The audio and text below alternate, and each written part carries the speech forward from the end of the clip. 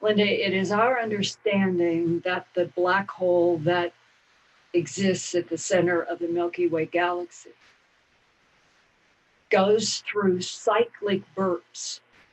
They cannot escape the black hole, but the black hole can burp. Why we know that? Probably ETs. He said between 2020 and 2030, from everything we understand, it's going to happen again.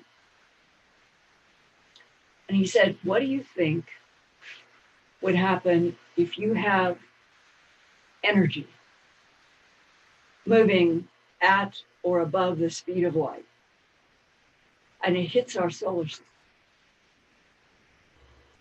Not good.